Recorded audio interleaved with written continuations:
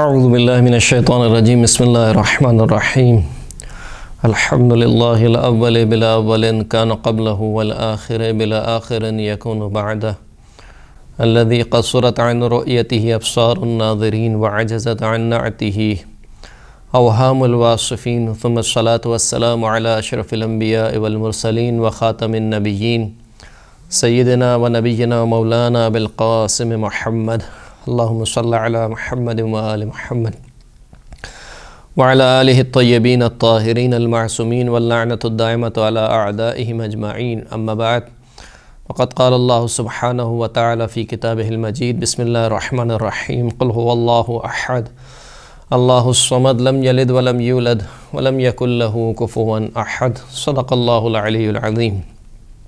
سامعین کرام، گزشتہ گفتگو میں ہم نے اس سورہ مبارکہ توحید کی پہلی آیت کے متعلق کچھ معروضات آپ کی خدمت میں عرض کیے. دوسری آیت میں خداوند کریم ارشاد فرما رہا ہے کہ اللہ الصمد، کہ اللہ صمد ہے. صمد کسے کہا جاتا ہے؟ صمد عربی زبان میں اس کے جو لغوی معنی ہیں وہ قصد کے ہیں. صمدہ ای قصدہ، یعنی جس کا قصد کیا جائے، جو قصد کرے. اگرچہ کہ اس صمد کے بہت سے معنی مفسرین نے ذکر کیے ہیں، لیکن اس کا جو اصل معنی ہے وہ یہی ہے.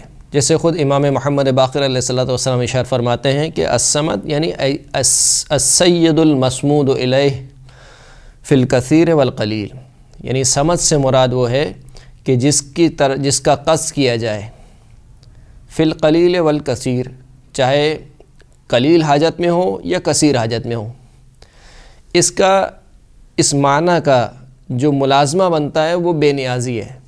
جیسے کہ ہم دیکھتے ہیں کہ اس سورہ کا جو ترجمہ کیا جاتا ہے اس میں ترجمے میں یہ لکھا جاتا ہے کہ اے حبیب آپ کہہ دیجئے کہ اللہ ایک ہے اور وہ اللہ بے نیاز ہے. یہ جو بے نیازی کا معنی کیا جاتا ہے در حقیقت یہ اصل معنی نہیں ہے صمد کا. صمد کا جو لازمہ نکلتا ہے وہ بے نیازی ہے. جب تمام کے تمام خلائق اللہ کا قصد کرتی ہے، یعنی اللہ سے اپنی حاجتوں کو طلب کرتی ہے، تو اس کا مطلب یہ ہے کہ خداوند کریم بے نیاز ہے، وہ کسی کا قصد نہیں کرتا.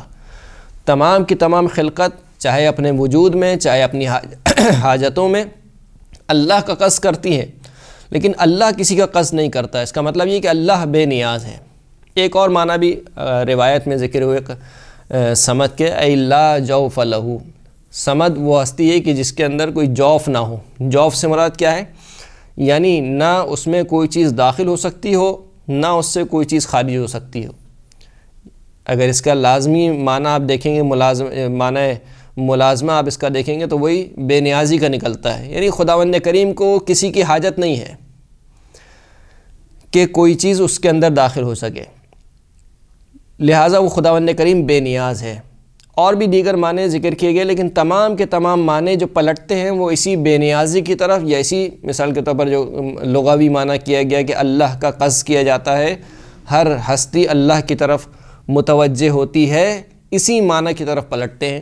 اور بھی جتنے معنی اس کے ذکر کیے گئے، مثال کے طور پر ایک معنی یہ ذکر کیا گیا کہ روایت میں ہے کہ اللہ الصمد ای سید المطاع، یعنی وہ سردار کہ جس کی اطاعت کی جائے، فیما آمرہ و نہاہ، ہر اس چیز میں کہ جس کا اس نے حکم دیا ہے اور ہر اس چیز میں کہ جس کو اس نے منع کیا ہے.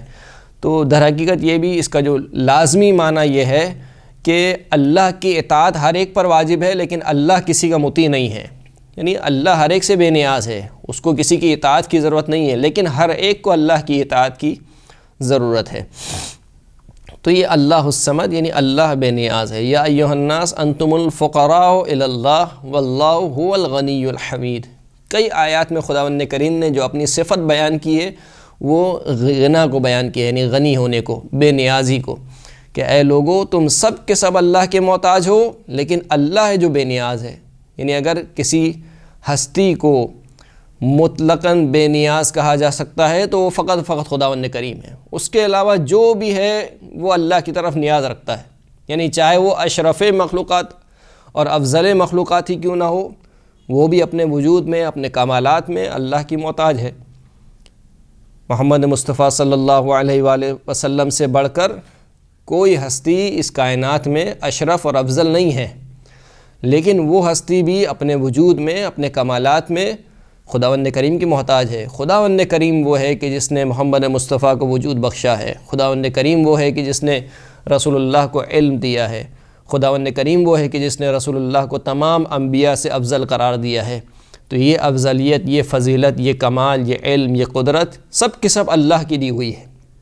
فقط اللہ ہے کہ جس کی قدرت کسی سے لی ہوئی نہیں ہے، جس کا علم کسی سے لیا ہوا نہیں ہے، وہ بے نیاز ہے، ہر ایک سے بے نیاز ہے۔ تو یہ ہو گیا اللہ الصمد۔